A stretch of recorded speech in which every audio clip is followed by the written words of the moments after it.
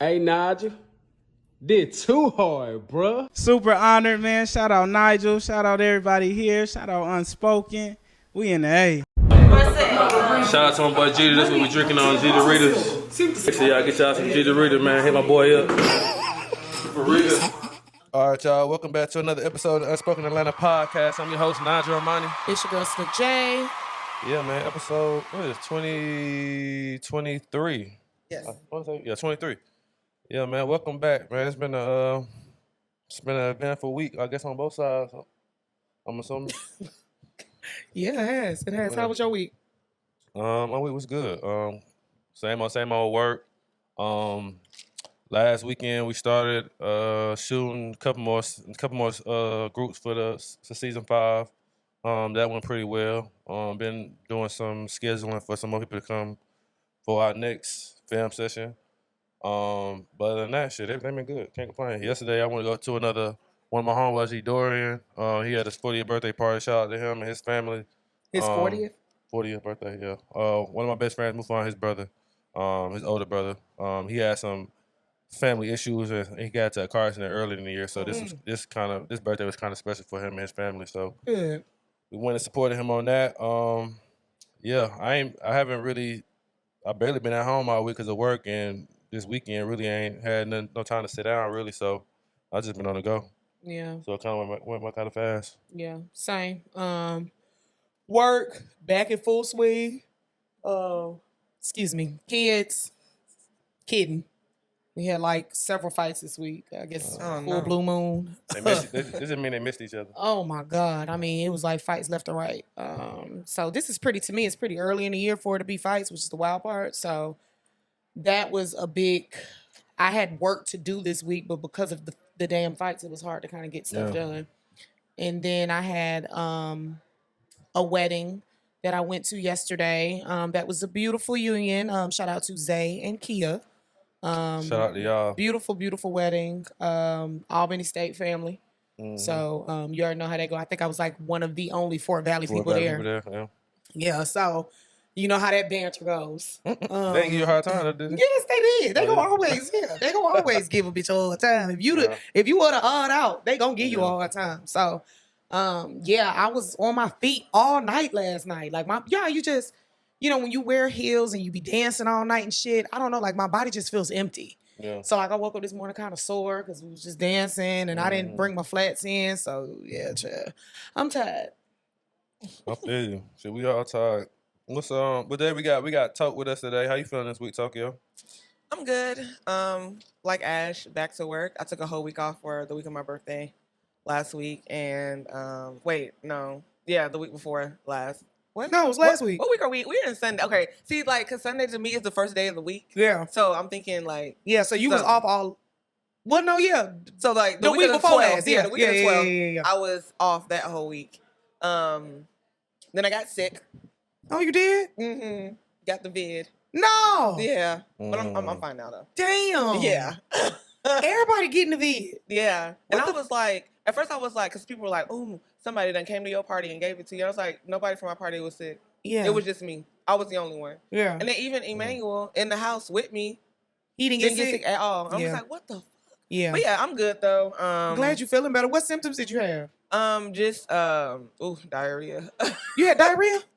Damn. Oh, damn. Sound like COVID. So what happened was Sunday night we went to an oyster bar and we was eating hella oysters and I thought I was getting an allergic reaction because my throat started closing.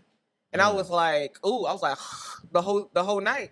And he's like, that's not good. So I went and got some Benadryl. Next morning I woke up, throat was sore, had a headache and sneezing, runny nose, all that stuff. So it was like all the symptoms that you get when you have the flu. Yeah. But then I had a home test and I tested myself and I was like, fuck.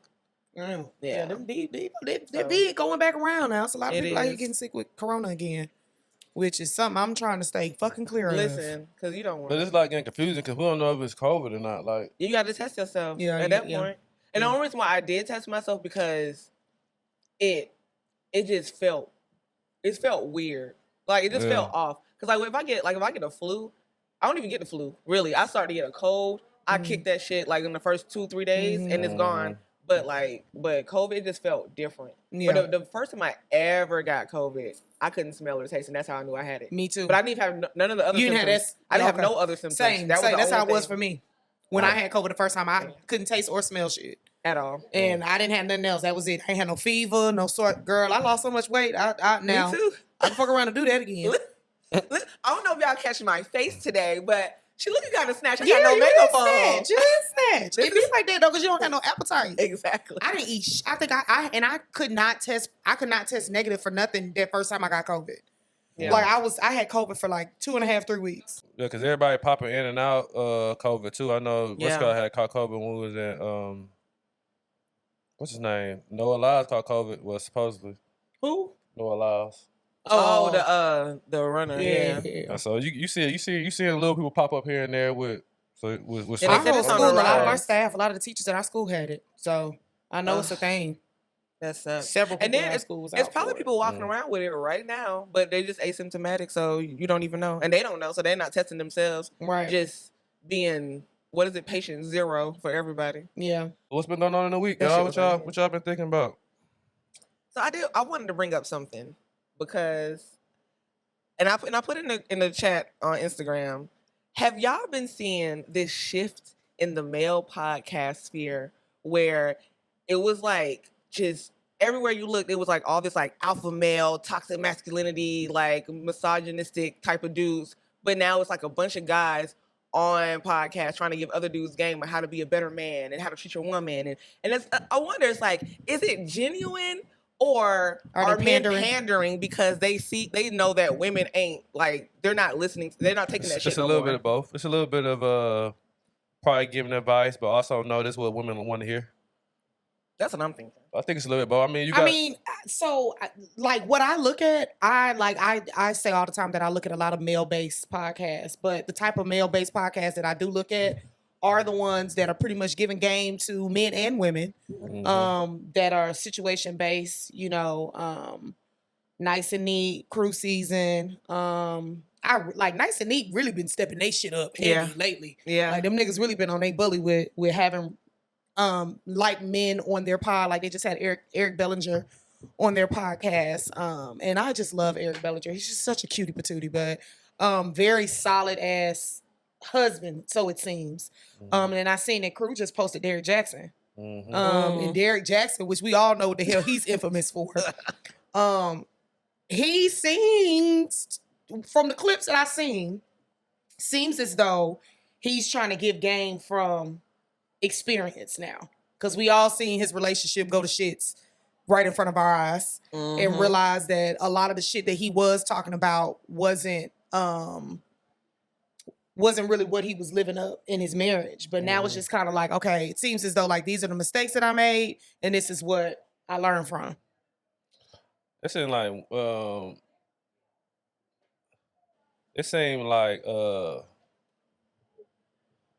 it's like women. I don't know say depending on women. Let me back up a little bit. First of all, I got a question for y'all. Now it's starting to get to a point now where you talking about Tote, like it's like women only really register about relationship issues when it comes to men if they're in relationships. That's what I'm starting to peep game on. Well, I mean, I think they're realizing that the arguing and all of the damn toxic masculinity is just not needed. No, for sure. Like niggas is trying to be soft shit. Like that ran a course for a long period of time when we started inviting men into those, into the podcast space, and you would find the ones who would, you had very few that were male-based pods that talked about being a better man, with a mild approach. I'm saying, do y'all feel like you should only be giving relationship advice if you're in relationships? Yeah, I don't like that whole damn, if you're not single, don't take relationship advice from a single person. I think that's kind of weird. Yeah, I don't agree with that. I feel like that's I think people pick and choose that narrative depending on the messenger. Yeah, but I mean, I think it's just kind of strange though. Cause no, I agree. I don't think you got to be in a relationship to know what it takes to be in a relationship. But let something go wrong with that individual who's giving that message, then that's the first thing that they're going to bring up is that the fact that you're not in a relationship. You know what I'm saying? That's true. It's like I always do this shit though. It's like the Kevin Samuel thing though. Like It's like people don't like hearing advice from him, and they say, "Oh, he died with this such and such," and he won a relationship. But a lot of us take advice from our parents, and our parents are not in relationships. That's true. And I don't see the difference. I mean, I think it does all matter with who the messenger is and how you value that person. I think it's all about how what your value is to the person that's giving you the information. So if you value that person, then you'll take their advice regardless if that person's in a relationship or not. Because I just be looking at the overall aspect of it. Like, a woman could treat men about what are they doing and stuff like that. It seems like they go to the you're not married. How can you say stuff like this? But it's like, even if I went through a divorce, I still can tell you this because I went through it. You know what I'm saying? But they don't look at it as if the divorce was a lesson. It's like, what are you right now? What's your status right now for you to be saying that? You know what I'm saying? Yeah. So it'd be kind of confusing. Like, I could take advice from anybody. I could take advice from a homeless person, honestly. Like, if I'm being real, it don't necessarily have to be like a certain status or something going well in your life for me to be feeling like I can't learn nothing from you. Right. And I'll be feeling like that'd be the first things that people be calling out when things go wrong, especially when you create a platform as powerful as, you know what I'm saying? It's like, just like the Derrick Jackson thing. He was cool, everybody was fucking with him, then they found out he cheated on his girl. Now everything you say is bullshit. Yeah, I mean, but see, that's where it gets sticky, because it was like you were preaching all these messages when in actuality you were living like a double life. So then it makes it hard to say that you were a credible source. So it's just like fucking Wikipedia. Nobody can trust Wikipedia. How do you view him now, though? Huh? How you view him now? Like, coming on to? I mean, I don't know. I need to get subscribed to their app, because they didn't put that full interview out on YouTube. It's exclusive content. It's on the app, yeah. So like they put out like little clips, and from the little clips that I seen, like, you know, I actually was shocked to see him on there. Okay, on the camera. But then, you know, listening to what he did say, I don't know. Like, I do have a hard time sometimes, like, differentiating words versus actions. Sometimes I'm big on being a person of your word. So I would love to hold somebody to what they're saying and hope that what you're telling me is the truth. I could believe it. But can you take advice from somebody who's been, like, divorced? Yeah. That's what I'm saying. I don't, like, the world can't do that, bro. It's like, if your marital status is shaky, I can't hear nothing you saying, and I don't understand that, like, because we all go. I think it's stuff, all of, and but I also think it's all of what you're saying too, though. Like, if you're a divorced person speaking of like, "Hey, look, nigga, this what I did. Don't do it this way," versus like, "Yeah, nigga, don't get married." You know what I mean? Like, you'll meet people that's been divorced and be like, "Don't get married. Don't even do it," which then kind of. Well, that's men all the time. Men tell a man all the time, yeah, take your time. Don't get no kids. Don't do. You know what I'm saying? Niggas don't be telling niggas not to have no kids. Y'all niggas out here having children. I never listen to the person that goes, "Don't do this," based off of their own experience, because that's your experience with that person that you did that with. Like the person who has kids and they're just like, "Don't have kids," and it's like based off of their experience as a mother or a father, and it's like, my kids aren't gonna be your kids. My husband is not going to be your husband. Me as a wife is not going to be, your wife. So I've always been like you say don't, I'll probably go the opposite way because I'm trying. Even coming into my job, people were like, "Oh my God, you're working with middle schoolers, your first year in education?" Would never. And I was like, "Well, I'm doing it." Yeah. They just projecting their own. We gotta start watching fear. Like how we tell kids that. I seen it's an old clip. I forget the name of the damn show. Damn, I want to say it's not Friends. It's something else. But it was a kid, right? So the kid was like, had walked in on the room with all the wives, and he was like, yeah, I don't think I want to get married. And all the women was like, I don't think I want to get married or have children. And all the women was like, well, why? He was like, cause I don't want my wife to take half my stuff.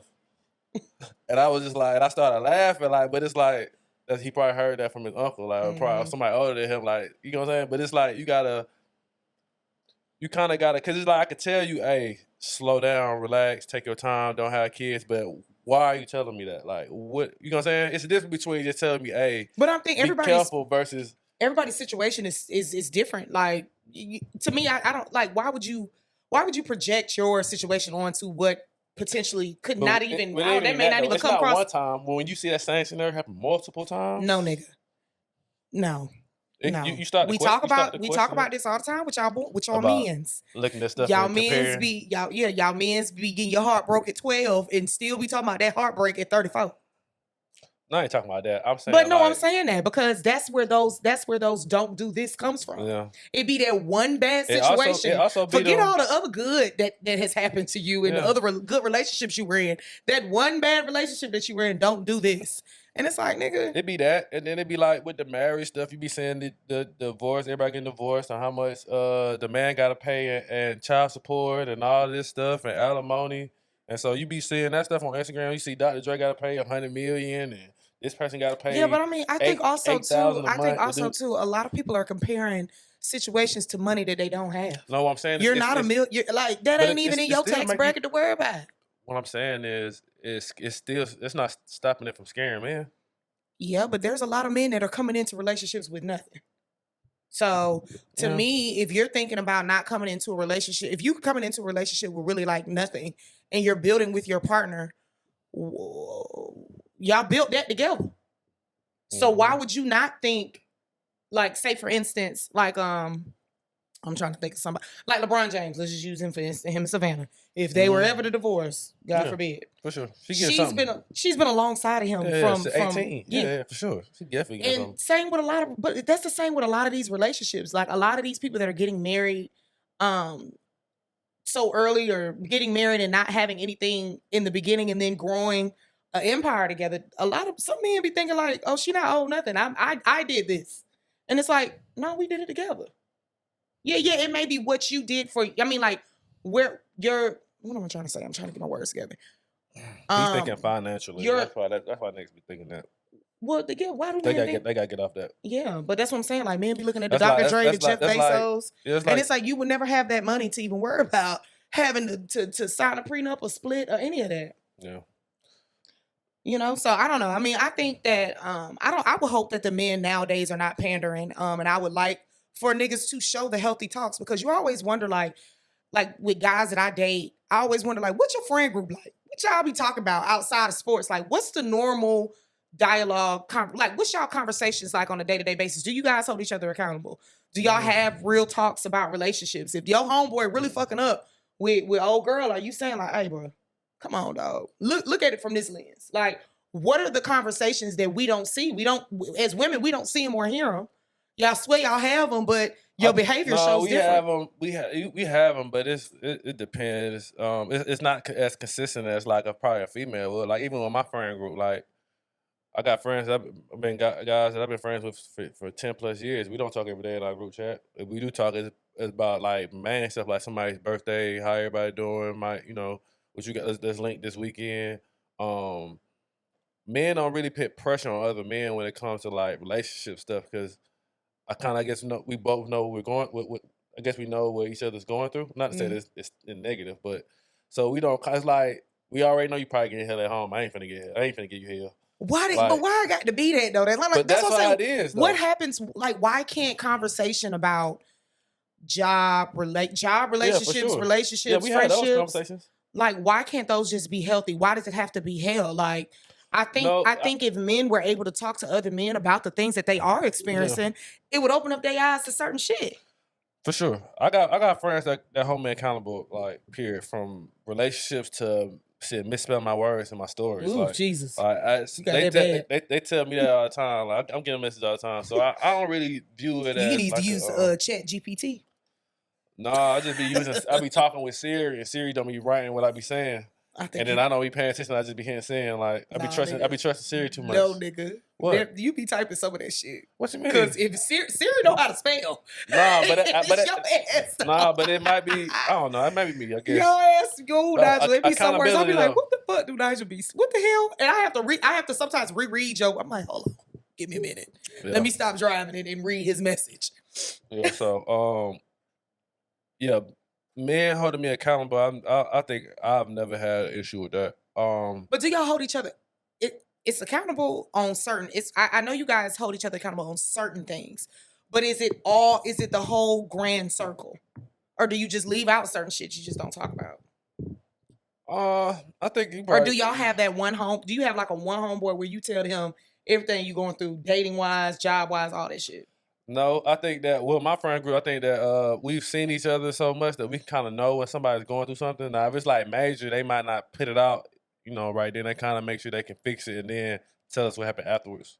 And then we just kind of like let you know what you did wrong, how you should do it. We talk about business shit all the time, family shit all the time. Like it ain't no, but about like checking them, like, hey, you did this wrong. Yeah, I got checked a few times about shit that they feel like I went about it the wrong way. Better ways to go about it, and yeah, I don't really have an issue with that. I kind of would prefer that, honestly. Especially out of my just friends feel group. like, I think I get it. I know women's conversations are a little bit different than guys. But when I'm like really, really close, if I have my real close homegirls and we have a conversation about relationships, I typically don't like. I know sometimes people will leave certain information out, which then doesn't give somebody the full view of what's going on. Did you even give it? No. That's what I be on. Hell no, don't say If nothing. you're gonna leave something out, don't. Yeah, but see, don't that'd be say the thing. nothing at That'd all. be the thing. People be shamed because you Yeah, know it'd you be a little bit embarrassing, to say you know certain you know things. you done cut up. Yeah, for sure. But like, and it's funny because sometimes like conversations will get switched. Like you'll try to make the other party seem worse in the situation than you are, when really you the one to cut the fuck up, and you done left out a part. I think as I got older, I stopped doing that. Though. Yeah, I think as you get older, it's cool. It's just more. It's easier to hold yourself accountable. Is it? I think it is. I know. I like to get other viewpoints on certain things because I know sometimes I can view things in a different light that somebody else may not. So I typically try to hold myself accountable in certain situations, and there have been times where I've made terrible decisions, and I could look back at that and be like, "Bitch, you was tripping. You did some dumb shit." Yeah. And you just, you got to take the L. Whatever the L is that come from it, you just eat the L. But I just wonder, like, I hope if men are doing this grand like round table talk of black men talking about black men shit, I would like to see that more, and I hope it's not anything pandering. I hope it's something that's beneficial. I'm gonna try to incorporate more of that in the season 5. More all guys conversations, and hopefully that because we haven't been doing that many group sessions. Because we even seen I think that'd be dope to do another one. the conversation with I guess it's Nick Cannon's with August Alsina talking about his sexuality now, and I'm just still gay, so right? hurt by that. But he's been gay though. He's sexually fluid is what he is. Oh, is that what he said? Yes. Because Bro, it's not like you it's gay can means tell, that like bro. exclusively Man, men. You tell how skin, but how sexually that nigga fluid. skin be looking. You look like he have a filter in his face like all the time. August, I seen him. He do, and then how he be wearing his hair. I used to love him. Come on, bro. Dang. August Yeah. Alsina could have had every piece of my body Oop. back when that nigga first came out. Okay, I didn't mean like that. But yeah. I don't know. I'm like, oh my God. And his boyfriend, they just a cute ass couple. They're so pretty. Yeah, together. they very pretty. August Alsina is a unique pretty too. Like he's Yeah. already a unique looking guy. But yeah, I'm still trying to get over that because What do you mean get Yeah, over it? that's So crazy. are you one of those women who like you couldn't date a bisexual man? No. Oh, okay. That's most women. Is there a reason for it? It's just not. That's just not my. I just could not. That's not my stilo. I don't want. Yeah. I mean, granted, you don't know what the hell can happen. You could wake up next to a heterosexual man who may be on the DL. You just don't know, right? Yeah, you don't know. But if you're openly bisexual and I know that, I just can't see. I don't want us to have to combat for both. Mm. You know what I mean? I don't know. Like I think. I would speak for this. I would say this might be an ego thing. Like a man leaving you for another man. That's like, bitch. That's ego all the way. Like it's like, oh, bitch. He leave you for another dick. That says a lot about you. You know, like just I've never I actually do know a few open bisexual men. And I have shot my shot at one. Well, no, he's gay now. But like, don't you like not to It's the same person I know. Yeah. Okay. Yeah, But don't you like? I feel like if That shocked me, you though. look at it in a way where Yeah, it's like, Mhm. oh, he left me for another man. In my mind, I'm just like, okay, you downgraded because Yeah, true. it's a man. Yeah, true. Come on. I mean, but I just know. I don't, that hasn't been anything. That's also not anything that's like came across my table. I know we live in Atlanta. But I haven't had anybody that's like, you know, hey, I really like you. But I'm openly bisexual. Yeah. I don't really be seeing a lot of gay people outside though. What? How I would don't you really know be- that was gay or not? I don't really be. Nacho? I be feeling like they be The fuck? hiding. But I'm just saying, like in Atlanta, you know, that'd be a These thing. Like niggas do not hide. They outside. I guess I don't be outside. I be with my gay friends and I be like, I think and the gay man in Atlanta is fine, honey. Yeah. Oh my God. I be like, what? Well, what? Let me tell you about how I knew that I would be okay dating a bisexual man. Is I went to the gay club with my homies back in 2007, and I'm just in there, you know, I'm just like straight girl in the gay club with her gay boy, with her gay male friends. Mm-hmm. And this dude comes up to me, and he was fine as hell. He came up to me, and he was like, "Can I dance with you?" And I was like, "Yeah." But I'm just thinking like, okay, this gay boy want to dance with me. And he was like, "Can I get your number?" I was like, "Oh." I said, "You what?" I said, "What do you like?" Yeah. And he was like, "I'm bisexual." I said, "Oh, okay." And I did not care because he was so fine. And I was like, you know what? I can do it. You like boys, I like boys. We can like boys together. But you know, that's just crazy. me. We can like boys We can both have a boyfriend. Jesus, yeah.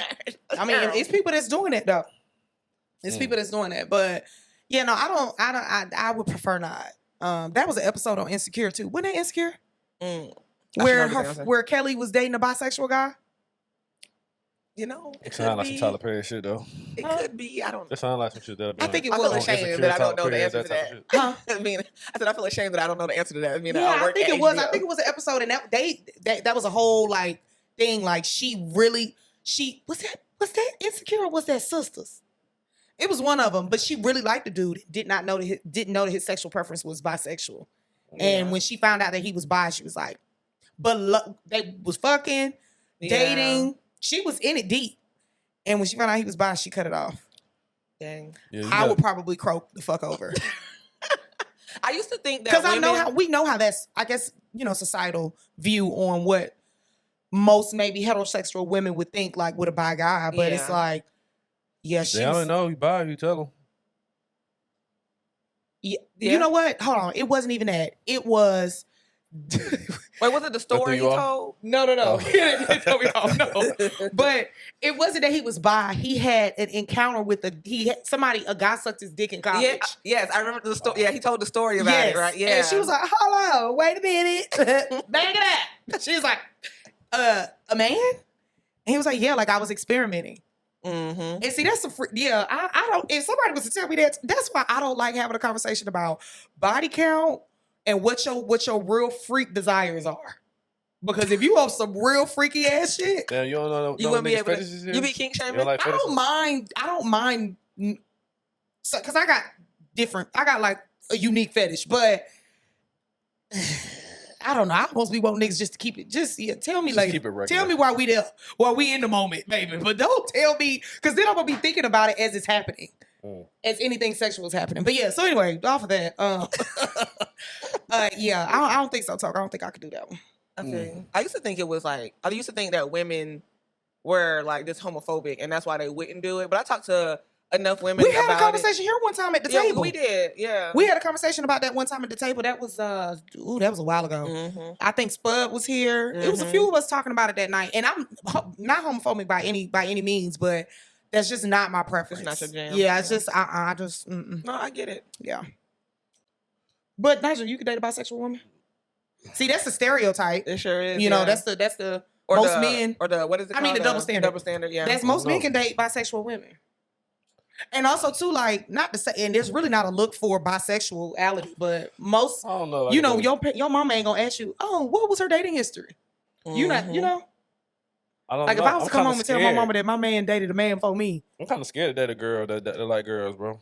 I thought Why that'd would be you our be scared of fantasy. I that, thought Nigel? men love threesomes. Yeah, How the hell did we get here? Yeah, I think I would. Yeah, if it's done right, but in What's the done? midst, What you mean? if the threesome is done right, yeah. Done how? When I say done right, I mean like everybody willing to do everything. Oh, okay. Ooh, it's it's rules on that though. Well, no. I'm just saying, like, I just don't like doing threesome if it ain't really a threesome. Like, it shouldn't be like a threesome if you don't want to do certain things with me, or you know what I'm saying, or it be like that. I don't want to kiss her. What? Like, bruh, what are we doing here, bruh?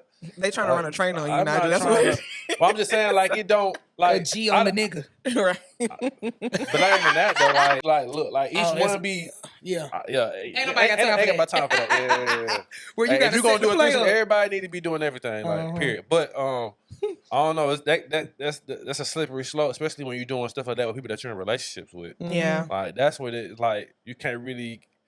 You opened up Pandora's box with that one. Like when you do stuff like that, it need to be people that you're not in a relationship with, that you're having fun with. Like I have like people who be doing content creations with they partner. Yeah, the It's OnlyFans shit. crazy. Or Twitter, whatever. But they even if they just doing it with one partner, like The OnlyFans shit is like the way that them niggas be setting up sex plays on OnlyFans. Yeah.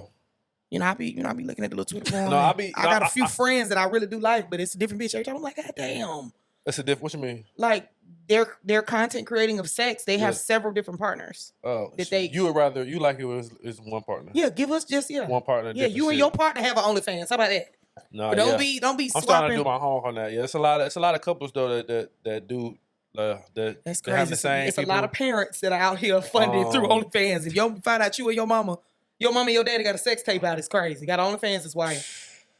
And be wondering why. And then the girl be wondering why people be treating her different. Like bro, like people can't separate that. Like people don't have. They can't.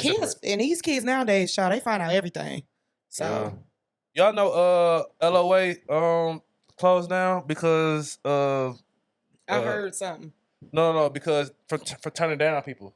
Like they got. Like they ain't want to like have it open for everybody. Like you gotta.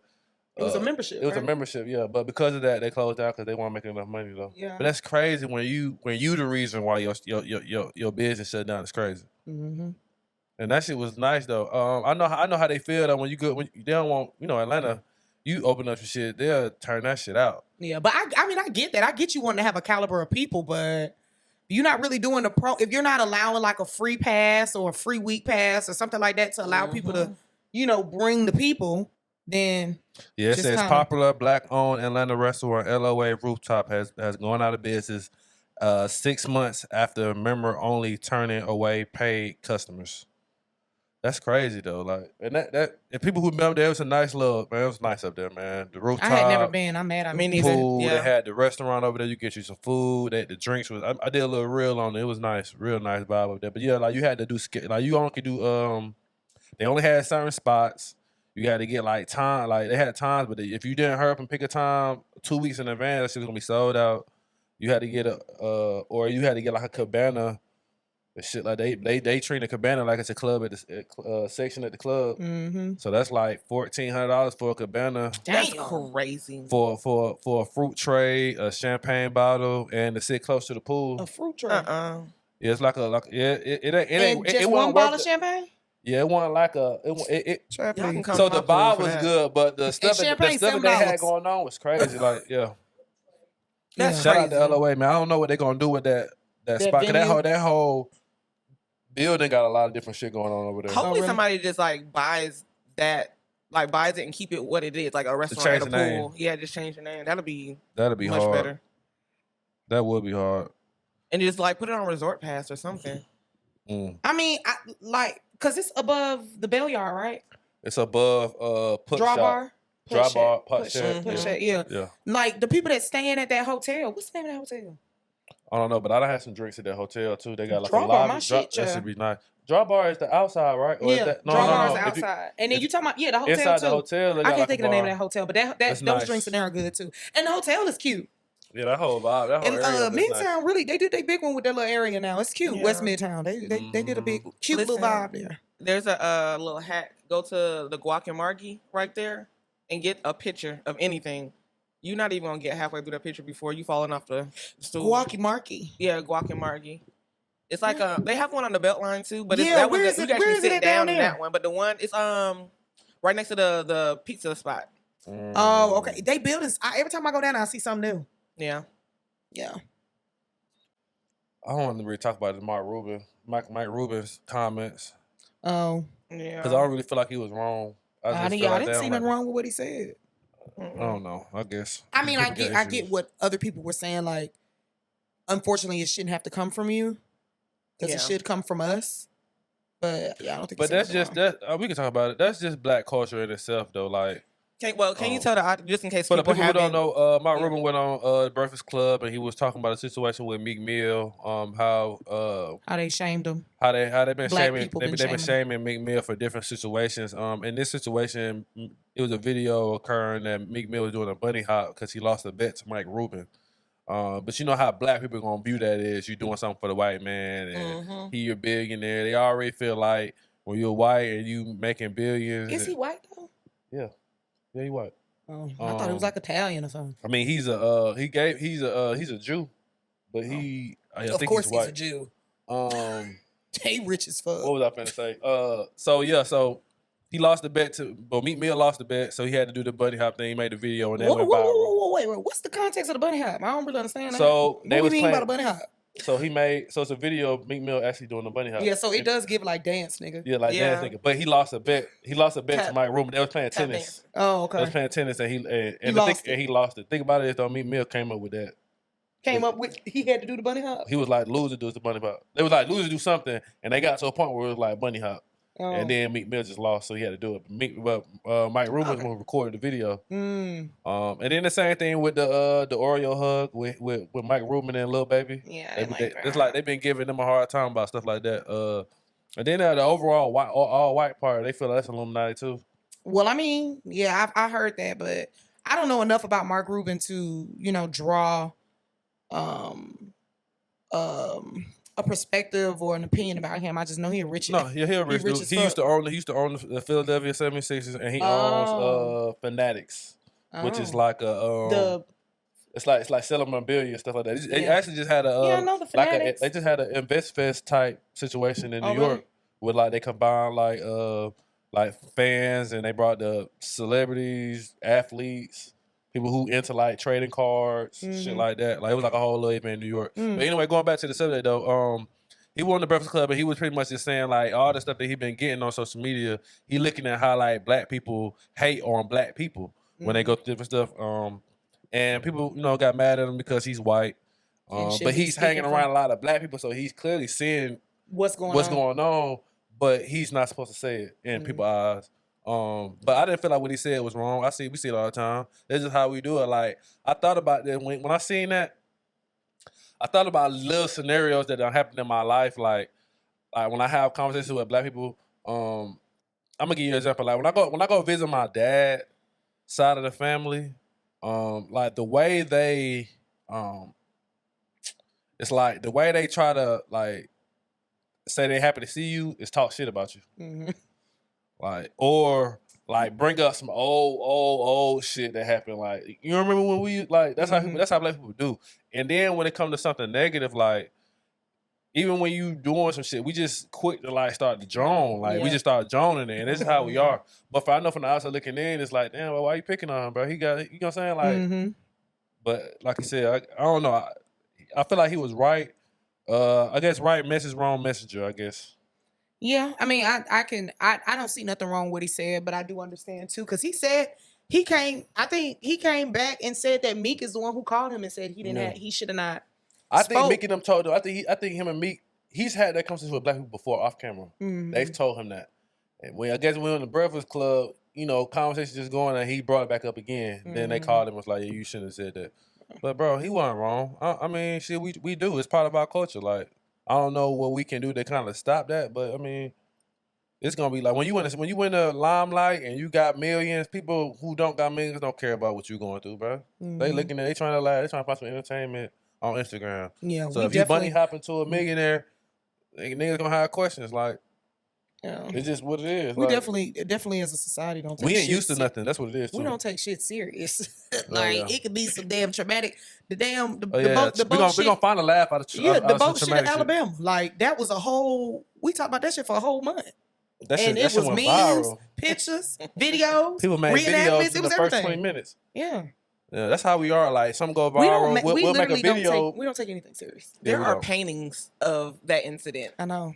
Actual impressionist I think it's just paintings. Pain is laughing though. It's like comedic, like being a comedian. Most comedians, the jokes about some bad shit that happened. Yeah, typically. And we laughing at it. I mean, they put it in a funny way, but that's how we. This is how we operate. You know them boots I had on for my birthday? I can't put them boots on without my dude going there. Go to Mary J boots. every time. And I'm just like, can I please? Can I just wear my boots? And every wig got a name. He names all my wigs. He be like, oh, you bringing out Susie today, huh? Yeah. And he's doing it as a joke, and I'm like, it's not funny because I don't know if you like the wig or if you like clowning me because you don't like it. Did you give it a name because you think it's ugly? Like, Right, why? You know? And it's right. like y'all said, we can't take shit serious. We don't at all. Unfortunately. Did y'all? But I do, on a serious note, did you see the interview that Tyrese did on the Breakfast Club? I think it was this week. No, I didn't watch the whole thing, but I did see the clip about him saying about black men cry. Yeah, and, I watched it. How you feel about it? So, last time Tyrese was on Breakfast Club, him and DJ Envy had beef. Because, it's public known that Tyrese pretty much saved DJ Envy's marriage when it was on the rocks. Mm-hmm. We both know both Envy and Charlamagne are damn cheaters. And they have apparently dug a new path in life and they no longer cheat. Black men don't cheat.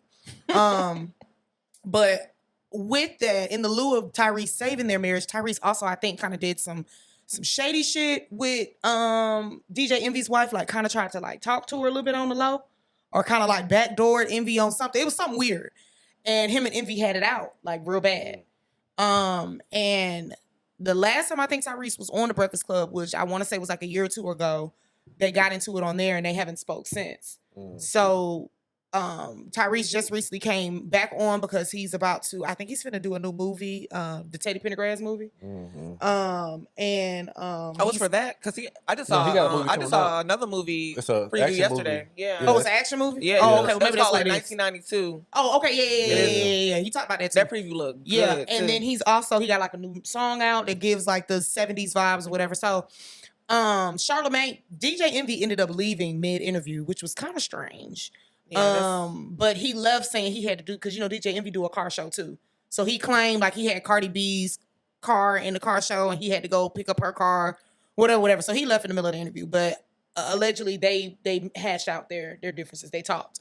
So I don't think Tyrese was too, affected by that. But Charlamagne brought up how many people Tyrese has lost within the last. His mom is got a divorce. Paul Walker. His sister. That was a minute ago, but that's kind of Paul Walker's death kind of started. It kind of trickled from there.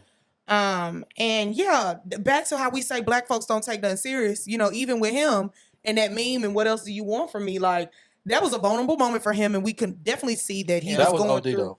No. We definitely could see that he was going through a episode. It was clear that the nigga wasn't himself. It was obvious. But we found a way to make that funny, and some shit just don't be funny. Like some shit just don't need to be made into a laughing stock or a laughing mockery. And that was the thing. Like people were saying in the comments on the Shade Room about when Charlamagne brought it up. He kept asking during Tyrese crying, "Hey man, get this man a tissue." And it's like, nigga, he didn't already told you once he didn't need no tissue. Quit. Yeah. You're making it now awkward because he's clearly showing emotion that we don't see from many black men. Allow the man to cry. Let him get his cry out. He was talking, he wasn't uncontrollable, but I just think Charlamagne, like for him to be so we know where he come from. We know we think he messy a little bit, but I just kind of felt like it was cringy. It was like, stop telling these people in the back to get this man a damn tissue. He told you once he didn't need one. Stop. Yeah, because it just shows that you're uncomfortable with him crying. Yeah, but yet you want to tell black men to be open, express themselves, talk about their mental health, and here it is, he's doing it, but you constantly asking for him to get a tissue. Like shut the fuck up. Yeah. That was the one thing I did wish that he didn't do during the interview, but I enjoyed it. I hurt my little feelings. Tyrese, his comment was, I'm making the best I can. I'm doing the best that I can in the 24 hours that I got, and I think that spoke to a lot of adults. In today's age, because it's like, boy, if it ain't one thing, it's a motherfucking other. Like that saying rings around the bells in the hallways of many of us now. You heard that growing up and didn't really know what the context of that meant, but now that we adults and we the new adults, now you really get like, it really be one thing after another. You pick yourself out of one hole and then there's another hole that you about to slip and fall into. So yeah. Oh, another thing too, did y'all see Joe Budden come for Young Miami? You should see academics come from Miami. Jesus Christ. Again? They always going at it. Him and her. No. And she did to herself, though, this time. So what you want to talk about? The academics or the Joe? I didn't see academics. It go hand in hand. Well, they were talking about her making a comment about Pump It Up, made Yeah. it go. It's before that. So JT went on Breakfast Club. So JT won on Breakfast Club, and then JT went on Breakfast Club. Carisha came up with the Carisha Please episode talking about the Diddy shit. We all everybody seen that. She didn't talk about shit. But they was talking about the nothing that we wanted to hear. Well, all of it was And then about praised him. Huh? And then did you see that they was talking about Praised she him. wore this little tooth? All his bitches wear this tooth or something around their neck. Excuse me. Carisha. It's some type of like tooth that he gives to all the women that he deals with. So they show like a picture of Cassie with it on, Kim Porter, and Carisha had it on in the interview too. Yeah. So I guess it's like a symbol of, you fuck Like with loyalty Diddy. or something? Yeah, I don't know, but very weird. Of course I didn't know that's what it was, but yeah, go ahead. The interview, she really could have kept that. I really Carisha want Please y'all episode. to watch. I really want to show y'all because it's a lot. Yeah, But- I didn't hear academics, but I did hear Joe Budden. And Joe Budden the ate her ass whole, up. so the overall thing is, so Carisha was pretty much laughing at Joe Budden because Joe Budden got a plaque for Pump It Up. It finally went gold. Which is really surprising. LL Cool J is on Def Jam That and, it took this and long. has the power to. LL Cool J was the guy who brought him the plaque because he's with Def Jam, so he has the relationship where he can get the plaques made for people. So he got Joe a plaque made and had him and brought it to the set. And then Carisha laughed at it on Twitter. Yeah. But the overall thing is like same thing Joe Budden said, same thing Academic said. How she treated JT. She shitted on JT when she got a big in there. Her label, her QC dropped her from the label. She's not allowed to put out music right now. Who, Carisha? Carisha. Because they don't feel like she's taking it serious and that she's kind of mature. But ultimately, she's not a rapper though. She can't rap. Everything that she's pretty much done was pretty wrote by Lil Yachty or somebody else.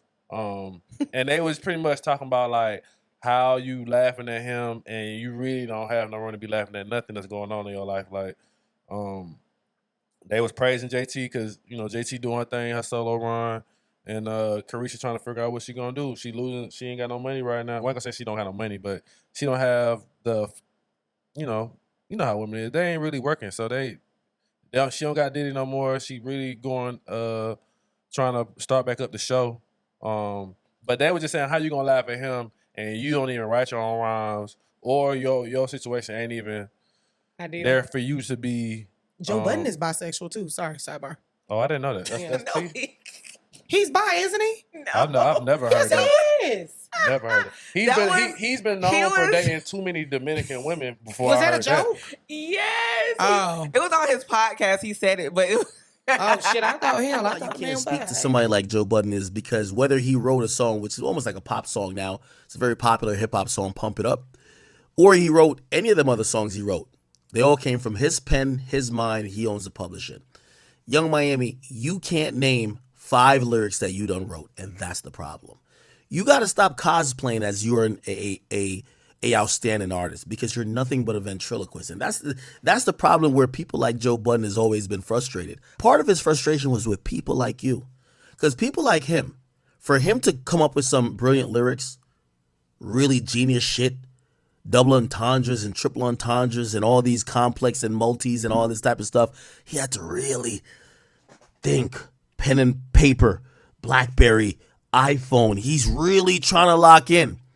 All you had to do was show up and say, "Where's my rhymes?" So my take on the whole Carisha thing, the Carisha and JT beef, whatever the fuck the damn beef is. Which the beef is that she shit. Once she got with Diddy, she was like, I "Fuck don't the think group. I got a billionaire." I don't think that's the case. I don't agree. You don't think she shit on when she got with Diddy? No, I think that honestly and truthfully, just me as an outsider looking in, we know that JT was locked up for that first year of City Girls run. Mm-hmm. Carisha held the group down, hands down. It was just her. She was the only one performing.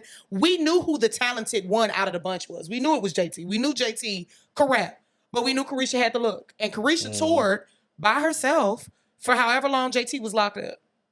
Now, when JT got out, I feel that JT had a sense of jealousy a little bit too, Carisha, because so many people like Young Miami. Just by her style, what she looked like, how cute she was, and what she did for when City Girls was on the tour. So I think she had a little bit of animosity because JT does know that she's the more talented artist out of the two. So I feel like first off, I feel like the bitch has been on the books, on the shakes for a while anyway. But just even when JT had, when Carisha had JT on her show, you could just tell the energy between the two of them hasn't been the same for a very long time. Now, whatever has been going on behind the scenes, you could tell it's been something. And it's obvious that, Carisha didn't really care for Lil Uzi in JT's relationship. Why does that matter? They bringing up, they saying that she shitted on JT when she got with Diddy. That's what I want to play. I want to play the second video because when I say she shit on JT is because once she got with Diddy, she changed. It's like we as a label. What part? That's the part that I'm not. I gotta where find does it. She's changing because it's like she changed because she was leveling up. She did. You can have a boyfriend. They both got boyfriends. Both of their boyfriends got money, but that don't necessarily mean that you should change that changes how we. I'm gonna ride them. That's the problem. I'm gonna get a show. But that's why she dropped now. But it's obvious she didn't want to rap. No, it's like that's the thing that's the part that I don't really understand why people are acting like Carisha just act like fuck the group. Let them. They could go. I agree with you. That's the problem. JT was the more passionate one. We seen, if you watch, what was the shit? Rap shit. If you watch rap shit and seen how they story was on that show, you could tell Carisha didn't give a fuck about rapping for real. But like anybody else who gets in the damn, she wanted to venture into other things. And I feel like Carisha she's cute. She got the look. So I feel like with her doing Carisha Please, her coming out with the card game, her doing like all of that, I don't really, now her going as far as what she was going on Twitter with the bitches, talking like, if I could have Diddy dog walk you, all that crazy shit. Yeah, that backfired quick on her. I don't think she should have been talking. Girl shit is backfiring too. Yeah, I don't think she should have been talking like that. But bitch, if you fucking with Diddy, yeah. But it's like you better do something. As long as she's good, she ain't get no baby. No, that's not the point. You can have a boyfriend, but you still gotta go to work. That's what they're saying. That's what her label is saying. Like it's like, hey, we need you to go on the Breakfast Club. We need you to go on Joe Budden this week. We need you to go on Unspoken this week. Right? That's with the label. We got this schedule for y'all. Oh, me and Diddy finna go to Aruba. We could do that when I get back. You telling your label that. Like, what? And the only person that's really taking it serious. If it's to that extent, I get the only person taking it serious is JT. So they trying to figure out JT boyfriend is a millionaire. Probably got over 100 million as well. Probably not as much as him, but he got money. Ain't no probably. He don't. Yeah. But he a millionaire. So they like if she can take a week off to go promote this album or promote this or record this or do this feature, why can't you? I think they rolled that out too long. To me it was obvious that the group was fucked. What is that too? And then on top of that, Carisha can't write. She got to get right. It's like but what I mean, like they don't say that. Why they don't be saying that about Cardi B? Because Cardi B can write. Cardi B can rap, and she's motivated. It's a difference. Cardi B can rap. I don't see nothing wrong with Carisha. I think Carisha delivery be cute. Man, that's Lil Yachty's. She sound like she is in one of them hooked on phonics commercials. Look at this though. They don't say nothing about Sweetie. Look at.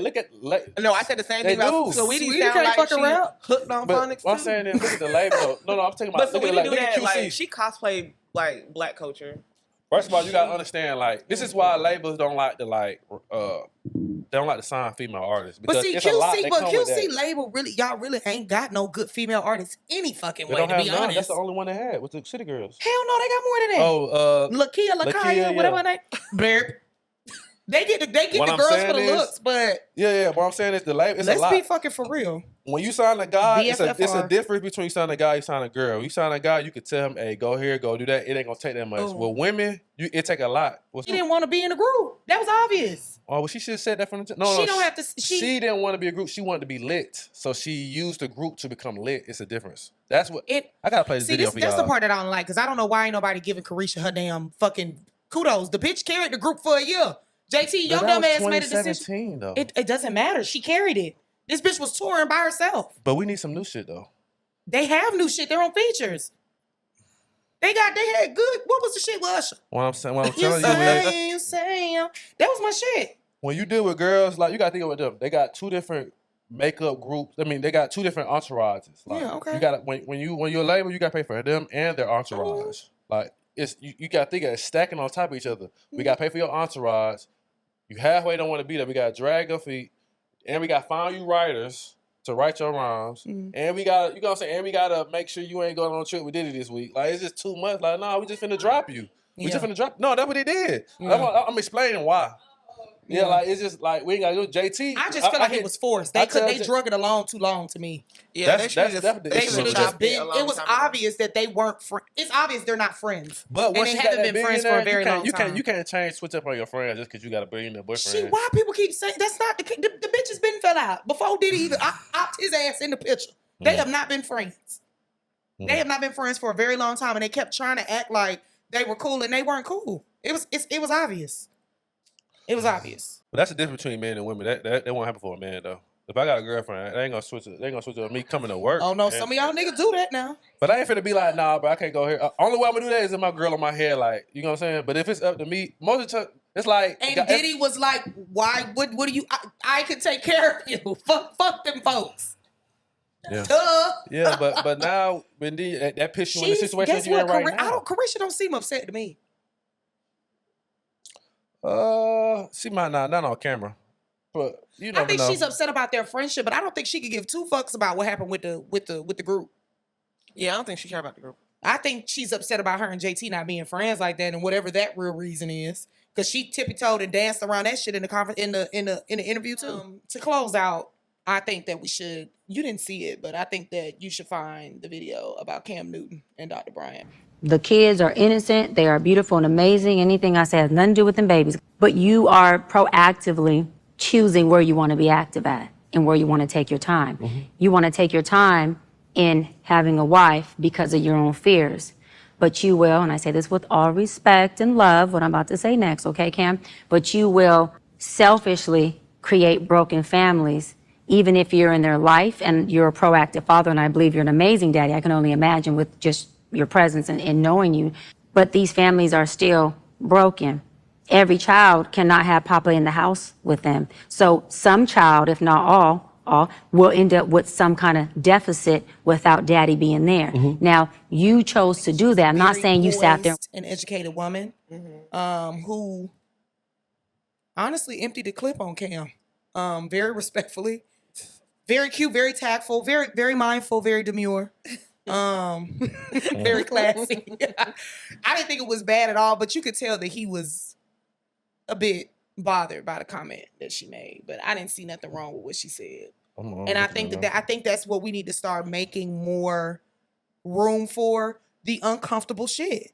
Shit will hurt your feelings, and shit don't feel good or hearing the truth, but yeah, she wasn't even coming from an opinionated base. She was coming from a factual base. Yeah. So it's like facts. This is and it's like you can't argue with the facts. The stats say, you know, but Cam didn't really. You gotta explain what she's. I'll play the video too, though, y'all. But what was the overall topic about? The overall topic was Cam Newton has 8 kids, 3 baby mamas, and she expressed to him that he was creating broken homes. He disagreed with that and said that wasn't the case because all the kids live with him. She then said, well, let's flip it. If they living with you, they still don't have a mother present. Their mother's present within the home. Mom and dad are not together. So, you know, they're leaving your house to go to mom's house. It's still the same overall dynamic. I think Cam, she also did the same interview with Nick Cannon. I think Cam showed to be more receptive than Nick Cannon did. Nick Cannon was trying to rebuttal Miss Mama any chance he got. But Cam did too, but Cam had a little bit more. Cam is learning. You could tell from when he first started till now, he's really changed a lot because I've been watching him since he started this pod arena. And Cam has a he was very arrogant coming into the space, and we're seeing a lot of athletes are now coming from the field onto this pod setting. And you could tell that they have that arrogant, beat my chest type of demeanor on the field. But when you coming into a brand new space, it's like podding. You don't have any experience with with doing pods. But he used to always like overtalk people. Like whenever he would like his very first couple interviews, I couldn't watch him. I was like, I can't watch this shit. Because this nigga here, he don't shut the fuck up. And he do not allow people to talk. But as time has kind of went on, he's starting to become more obedient and receptive to what people say and understanding that you can agree to disagree. and everything ain't got to be an argument. So with Dr. Bryant, you know, beautiful lady, 41, no kids, prefers not to date a man with children. The youngest she will date is like 26. The oldest she would date is whoever it is without a kid. She don't necessarily like got like a age on how old she'll go, but the youngest she'll go is 26. How old is she? 41. That's interesting. So that's interesting. Yeah. So she, you know, she was talking about with dating men that are 26, she knows that, of course, they're not on the emotional or mental level that, of course, she would be on because it's what, a 15-year age gap in a sense, a little bit. But she expressed that she carries patience when she's dealing with men that young because she knows that they're not there yet. My fault. You ain't find it? Right. Probably a nigga that's her age ain't there yet. Yeah. So I enjoyed the interview. I thought it was great. I think I would recommend a lot of people to go watch it or at least watch the clips. But I definitely don't be a clickbait person because I don't have any kids, so I can't really speak on whether or not what's wrong or right about having too many baby mamas. I think you should really focus on one. But I do feel like once you get in those type of tax brackets, what those are, I think their confidence level is like you said, it might be a little bit too high. Yeah, she said he's a high value man, but has low functioning behavior. And I was like, damn, that's a word. That's probably about 80% of men right there. I won't say 80%. of men ain't no damn high value. With low vibrations. It's some low value men with low behavior actions as well. But I think that's what offended him. I don't necessarily know low functioning. What can he do to kind of like, and nothing he can really do like. Yeah, well, no, not now. But he could have made. That's what she said. You didn't make good decisions, and it's okay. She was like, your kids, beautiful babies. They don't have nothing to do with this conversation. if you somebody like with him who has 6 kids with one person, and that relationship. I think he's had 5, but I think there's a bonus kid somewhere in there. Yeah. So he says he takes care of 8. I think she had a kid. I think she did. Yeah. So in that situation, you got 5, 6 kids with one person. It don't work out like. It's not that it don't work out. It didn't work out because he cheated and had an outside kid. So this is where that's why she was like, this is where your accountability needs to come in because you were with this woman for all of 10 plus years. I'm just thinking at what point, when do you tell yourself that as the woman? No, as a guy, like that people I don't need more kids. People used to because he also stated that he wants more kids. He wants more. And she looked at him and that's what rolled the conversation. So because she was just like, that's not. He said he don't want to be married. He doesn't look to be married, but he wants more kids. And she was like, okay, that makes. She didn't say that, but in a nutshell, that makes no sense. Because why would you want to continue to keep making broken homes if you don't have a desire to get married? And so what she broke down was a lot of the women now that you're dealing with are dealing with you because of your status. They know if they have a baby by him, they're gonna be put up. They're gonna be well kept because he's an athlete and he comes with X, Y, and Z. So I mean, she broke the shit down, like I said, very seamless. I mean, I was like, damn, bitch. I mean, I'm sitting there looking at her like, wow, that was greatly put. Cause you could tell as she's talking, he breathing hard. He grinning and shit. When niggas get to grinning, you trying to break the fold or really trying to snap on somebody. But I thought it was I wonder when he left that interview, also too, I wonder what the baby mamas thought about the interview. But when he left that interview, I wonder how he felt. Yeah. Because to me, Cam created a situation. He also talks about being a preacher's kid too, which kind of gets the fuck on my nerves because stop acting like you had a good upbringing, but you really did not make the best choices that you had, dealt to you. Like he makes excuses for what the reason why he made the decisions that he made. Yeah. And it's like, okay, yeah, nigga, you were an athlete. Okay, yeah, nigga, your daddy was a pastor and you were this all-American football star. Yes, y'all upbringings are going to be completely different. Yes, your dad raised you to be an honest and well-put man, but you realized that coochie was on every corner that you turned around and you was the man of the year. And you weren't strong enough to turn down them women offering it to you. Yeah. Hence why you ended up having an outside kid. But people used to get onto his first baby mama because they was like, bitch, I think they were together for like 10, 11, 12 some years, and he didn't propose. So it was like, okay, girl, so at some point you gonna just keep having kids with the man and right. I mean, what we doing? Do you not want to get married? So it was just kind of like one of those things. But I think Cam created what he got. Yeah. He made his bed. But for him to make the comment of like, yeah, well, the kids live with me, and it was like, she looked at him, she's like, it still don't matter. They still broken because they're away from their mother. Yeah. So I don't know, but if y'all get some time, watch that. I thought I enjoyed it. I thought it was a pretty good. It's interesting how you bring up that like he wants more kids. It makes me wonder like, is he using his children to replace something that he's missing? Probably, and that's the thing, we don't know, because I would like for him to. I want somebody to come back. I want her to come back and they dive deep into Cam Newton, the child. Yeah, because it's something that. I mean, 8 children is like, a lot. That's a lot of fucking kids. What are these kids like? What do his kids give him? Like what do they bring to his life? Like on the and that's what she was just kind of saying like when she spoke to Nick Cannon, she said the same thing. Like she's like, it's just impossible for you to be. You're only one person. Mm-hmm. It's impossible for you to be there for all 9 of your children in one setting unless you doing a big ass birthday party for somebody. Right. And but your kids need you in the house. Yeah. And she talked about like I said, there's a part in the interview where you could tell. I think Cam was finna get a little emotional because she did say, "Thank you for being a man that keeps your kids and wanting to be in their life. I'm not taking you and I'm not negating you from being an awesome father. I'm not saying that you're a bad dad. I'm not saying that you're a bad person, but you made low functioning decisions that resulted that hopefully, being that you're such a present father, that your kids don't lack for what other kids make a decision in their adult years who lack having a father. You know, like I think everybody you can come from a 2-parent household and you could, go down one road and not, have multiple baby daddies. Or you can come from a 2-parent household and want to cultivate, get married and have one, Mm-hmm. So I mean, it's all about the gamble. And it's all about your circumstances and what you want to change. And Cam grew up in a 2-parent household. Right. So it's just kind of like, okay, that shows that that's what, happened with you. But all in all, it was a really good interview. I like thought-provoking conversations like that, so I enjoyed it. When do y'all want to bring my therapist on? Okay.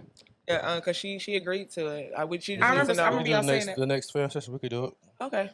That'll give her some time, too. We just need to present her with, like, whatever topics we want to talk about and questions to ask. Okay. Yeah. All right. Yeah, that's cool. What y'all thoughts on... Are we done? Yeah, we done. Mm-hmm. Yeah. Oh, I was going to ask y'all... What? What you got to ask? How many flowers is too much? Oh my god! You should have started the fucking pod. No, with you that. know what? No, let's have this conversation with my therapist. Oh, let's have that conversation with my therapist. Yeah, that would be good. All right. Yeah, y'all. save that because I want to see what she gonna say. Yeah, let's save that one. We can do that. All right, What you gonna eat your ass? We appreciate y'all for I watching tried to eat his ass up when I found out. another episode of Unspoken Atlanta Podcast. I'm your host, Nigel Armani. Make sure y'all subscribe to the channel. If y'all can, make sure y'all follow us at Unspoken ATL. If y'all have any questions, any topics, anything that y'all would like to talk about, please let us know. We would love to hear from y'all. Season 5 will be starting within the next couple of weeks, hopefully.